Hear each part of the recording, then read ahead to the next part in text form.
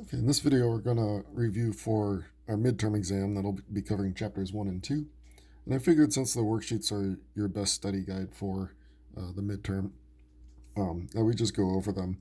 I posted keys already to worksheets 1 and 2, um, but it would be good to go through, each of these problems to see exactly why we do what we do. Okay, so the first problem was to find this break-even point for using a gasoline engine versus a hybrid engine. And so we needed to come up with costs for each of them. Now, both of them is fairly easy to see that they'd have to start with, how much you pay for them. So the gasoline engine was $24,425, and the hybrid engine was a little bit more expensive, $28,430. Now, how do you come up with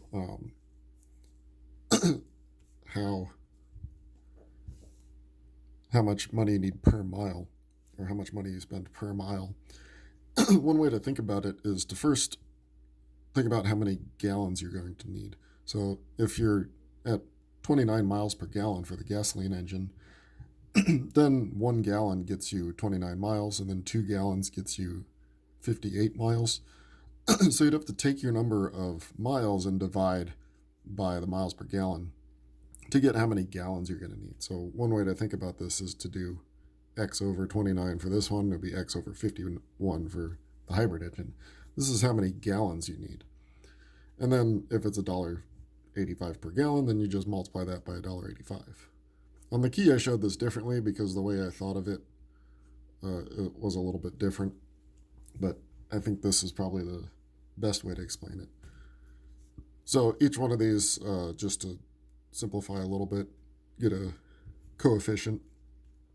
For the x, we have 0.0638x for gasoline, and then coefficient of x for the hybrid was 0.0363. And so for the break-even point, we just set those equal to each other. That would give us how many miles both cars would cost the same amount total. So we set these equal to each other, and it's solving a linear equation in x. Equals.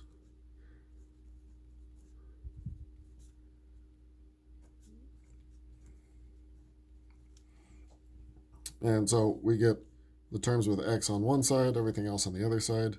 If I subtract this over, I get 4,005. If I subtract this over, I get 0.0275x. And then dividing gives us, and depending on where you rounded, your answers could vary quite a bit.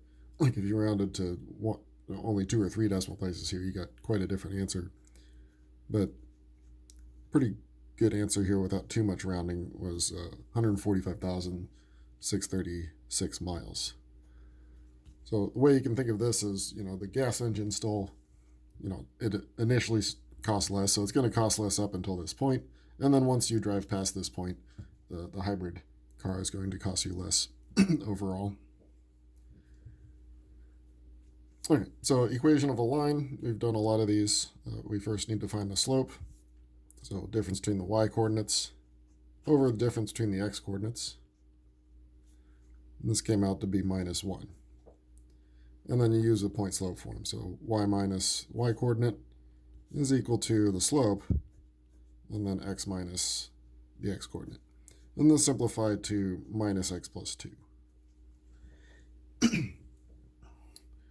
Next one, the idea was to come up with an equation relating Fahrenheit to Celsius. Of course, you could have just looked up what this was.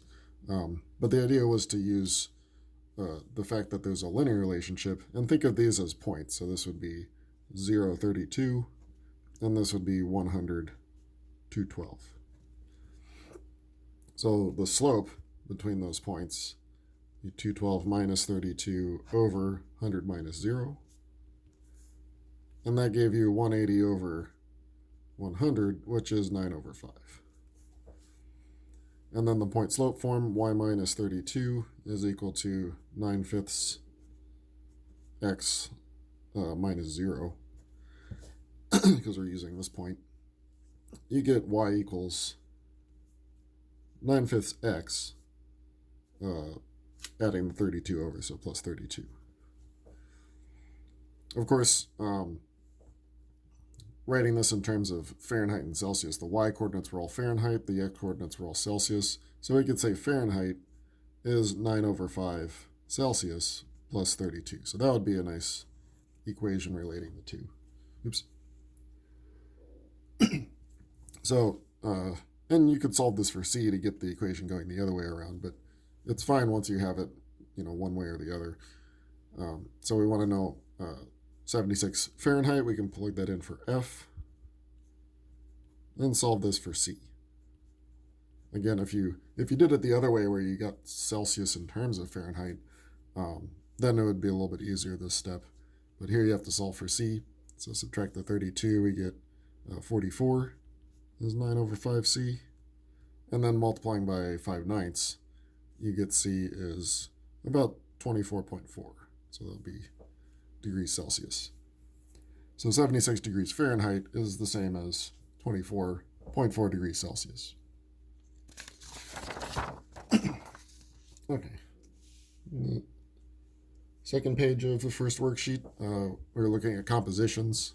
So plugging F into G. So this goes into the 4x minus 1 goes into the U here. So that would be 4x minus 1 squared minus 1. So that minus 1 is that one. And the idea was to simplify this because the nice things happen here. You get 16x squared minus 8x plus 1 and then minus 1. So this is just what you get. So it's pretty nice if you simplify. Finding domains, these are similar to ones we saw in the notes. We have division by 0 we have to take into account of, and square root of a negative number. So here, because this factors into x minus 3 and x minus 14, we see that x cannot be 3 or 14. But we want to write that in interval notation. So that's minus infinity to 3, and then from 3 to 14, and finally from 14 to infinity. This one we want to make sure that what's under the radical is greater than or equal to 0, so not negative. And then solving this for x, we don't have to switch the inequality because we're dividing by a positive number, dividing by 3 here. So this is the interval from 7/3, including the 7/3, to infinity. Next, looking at a function, first we're just plugging in a value into the function, so replacing all the x's with minus 3, 3 times minus 3 squared, minus 7 times minus 3, plus 4, and that just comes out to be 52. Now, the idea of B and C is, you do a lot of the work for C in part B, because in both cases you have f of 2 plus h.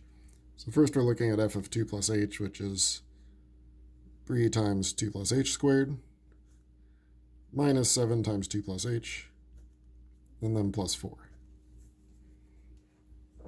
And so we want to go through and simplify this. So multiply out the 2 plus h squared, which gives you 4 plus 4h plus h squared. And then here, you get 14 minus 7h, and then plus 4. And then distributing here, you get 12 plus 12h plus 3h squared minus 14 minus 7h plus 4. And then putting all the like terms together, you get 3h squared plus 5h plus 2. Now the idea was to just put that in for this part here, because that's the most difficult part. So 3h squared plus 5h plus 2. That's the f of 2 plus h. Minus f of 2, just plugging 2 in gives you 2 all over h. And the 2's cancel out, so we're able to cancel out the h. So we just get 3h plus 5. Well, of course, this was setting up for the derivative that we see in chapter 2. So if we let h be 0, we get 5. So we could say the derivative at 2 would be 5. Finally, we have some limits. The idea with limits is if you can plug it in, go ahead and do that, which you can do in part B. So maybe we'll do that one first. We can just do 3 times minus 8 over minus 8 plus 2, that came out to be 4. But if you can't plug it in because you'd end up dividing by 0, you have to do a little bit more. So here we factor the top and bottom. We get x plus 5, x minus 2, and x plus 2, x minus 2, difference of squares. And so the x minus 2's cancel out. So now we can plug in 2 for the remaining x's. So that's 7 over 4. So the limit is x goes to 2. Okay, let's look at worksheet 2.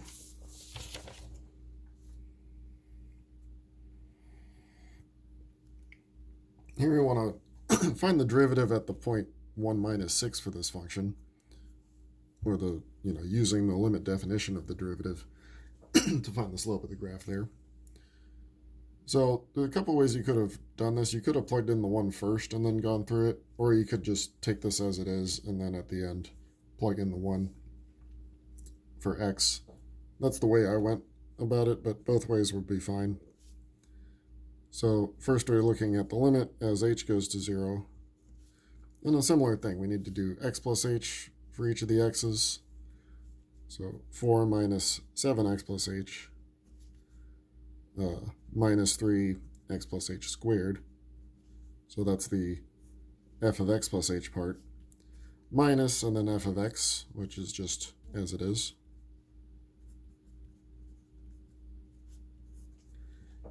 All over h.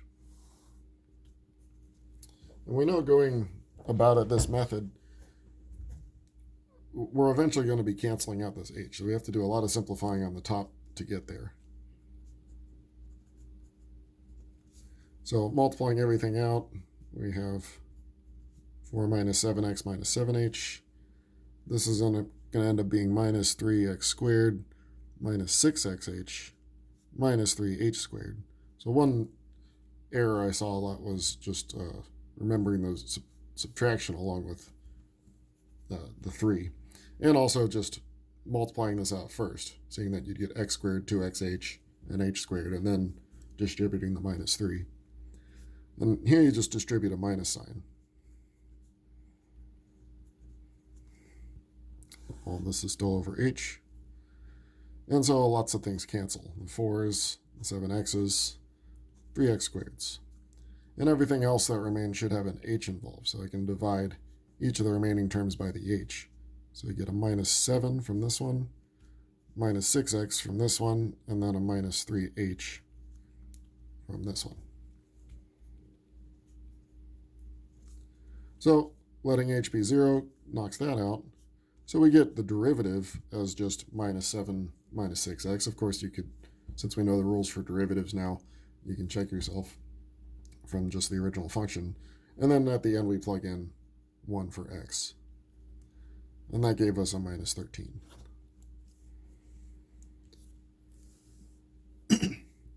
Next, using the basic rules for derivatives to find our derivatives here. You could use the quotient rule here, but it's much better to distribute the x cubed first, or divide each term by x cubed first before taking a derivative, because it's a lot nicer. Minus 2x minus 3, and then we'll write this as plus x to the minus 2, and then minus 7 to the minus 3. So they're all powers of x. Okay, now we take the derivative, just using the power rule. So 2, the derivative of a constant is 0, and then minus 2x to the minus 3, and then plus 21 x to the minus 4. And then we can go ahead and rewrite that with positive exponents.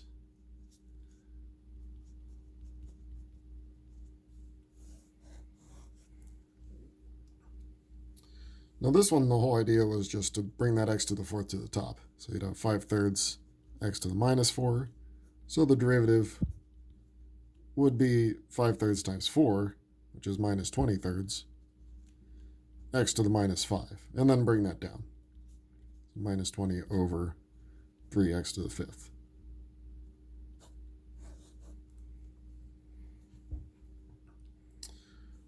This one we do need the quotient rule because you have two terms in the denominator. There's no way to split that up.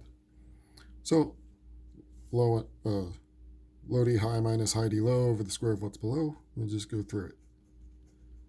So low d high x squared plus 1 times 6 minus high d low 6x minus 5 times 2x over the square of what's below, so x squared plus 1 squared. Now we don't like to square out the denominator, but we do want to simplify the numerator in these. So 6x squared plus 6 minus 12x squared plus 10x. Still all over x squared plus 1 squared.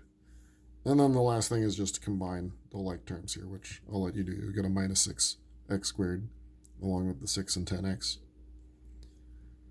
The last one, we first want to write that as a fractional exponent, so t to the 2/3, and then also bring it up, so 4t to the minus 2/3. That way we can use the power rule. So ds dt would be 2/3 times 4, so or minus 2/3 times 4, so minus 8/3, and then subtract 1 from the exponent, so minus 5/3. And then bring that back down. And even you can write that as a fractional exponent again, or as a radical again. So 3 times cube root of t to the 5th. But this was fine as well.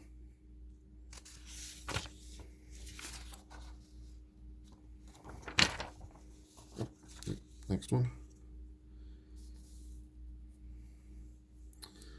Here we're just finding the equation of a tangent line at a particular point, but this time not using the limit definition, just using our rules for derivatives. So the derivative here is 44 x to the 3rd minus 10x. And then we can just plug in -1 in for x. So our slope is 44 times minus 1 cubed minus 10 times minus 1. This came out to be -34. And then the point slope form. So y minus 7 is minus 34 x minus -1. Simplifying, you end up with minus 34 x minus 27. Next, looking for average velocity, this would be basically the slope formula. So the value or the height at 3 seconds minus the height at 1 second over 3 minus 1. So we have to plug in 3, plug in 1, and then you just do all the math there. You ended up with 94 feet per second here. But the instantaneous velocity is finding the derivative and then just plugging in 3. So it's a little bit easier. Although this looks easy, you still have a lot of work to do plugging in. But the derivative, ds dt, which is also just the velocity, is minus 32t. And what a lot of people seem to forget is the derivative of the minus 30t is minus 30. And then 600 goes away. But I saw missing the minus 30 a lot. And then we plug in 3. So v of 3 minus 32 times 3 minus 30, and that's minus 126. So it makes sense. On average, it's going 94 feet per second downward, but at 3 seconds in particular, it's going 126 feet per second, so a bit faster. Find the velocity when it hits the ground. Well, first we need to know when it hits the ground, so we set our height equation equal to 0. And this doesn't factor, so you just need to use the quadratic formula to find what t is, which you get two values. You get minus 7.1326, and you also get 5.2576. But this one doesn't make any sense because we're measuring time here. So 525.76 is our time when it hits the ground. And then just plug that into velocity, which we got in part B, minus 32 times 5.2576, and then minus 30. This came out to be about minus 198. It's got a lot of decimals, but we'll just say 198 about.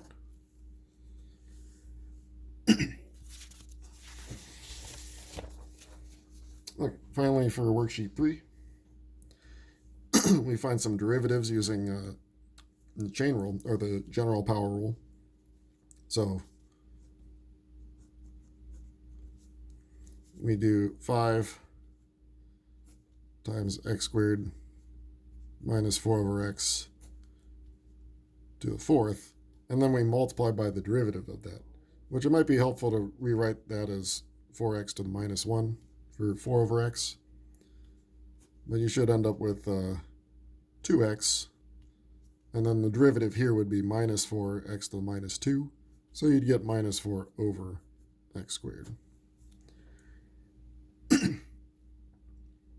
Sorry, there's a double negative here, so that should be plus.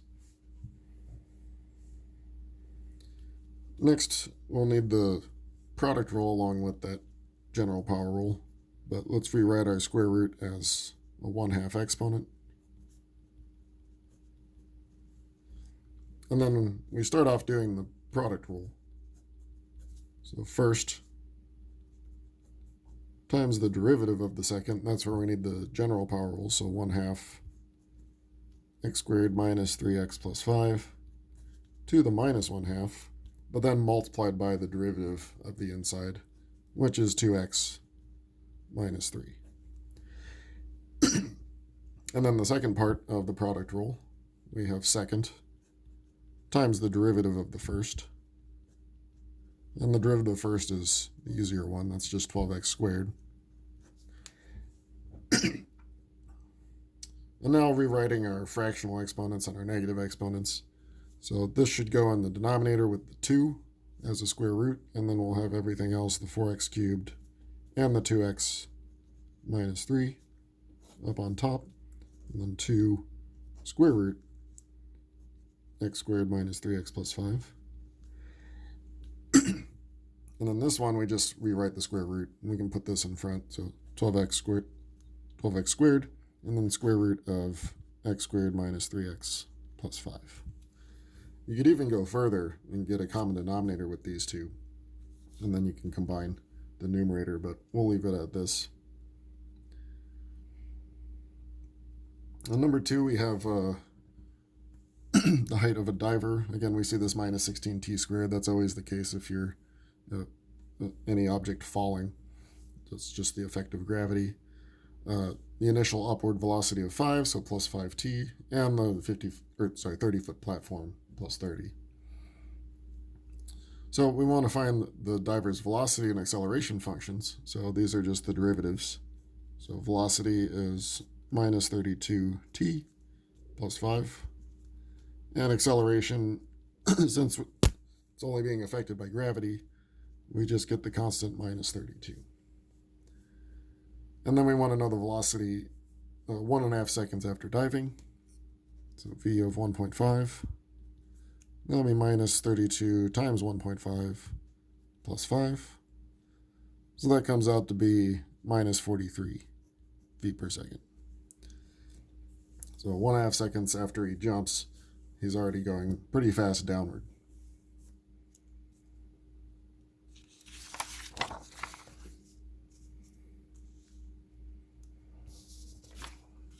Okay, and finally we have, two more here. We got the implicit differentiation, then our related rates. So the implicit differentiation, first we take the derivative of this implicitly, so we get 2y for the derivative, but then by the chain rule times y prime. Minus the derivative here is only involving x, so just minus 2. And then the product xy, we need the product rule. So first times derivative of the second, so x times the derivative of y, which is y prime. Plus, and then the other way around, y times the derivative of x, which is just 1. So we want the terms with y prime on one side of the equation, and everything else on the other side. So we can subtract this over, add the 2 over. So 2y prime minus xy prime, moving this over. And then moving the 2 over, so we just have y plus 2 on the other side. And that way we can factor out the y prime, which is what we're looking for.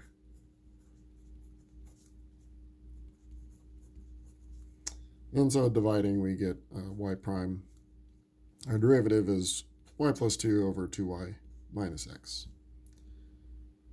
And now we can plug in the point to get our slope. So m is 2 plus 2, the y-coordinate is 2, and then 2 times 2, and then minus 1, the x-coordinate was 1. So we get 4/3 as our slope. And then finally the point slope form, so y minus 2, 4/3 x minus 1, and that ended up simplifying to 4/3 x plus 2/3.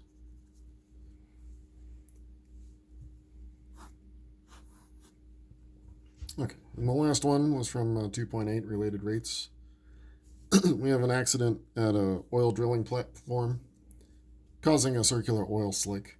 The slick is about 0.08 foot thick, and when the radius of the slick is 150 feet, the radius is increasing at half a foot per minute.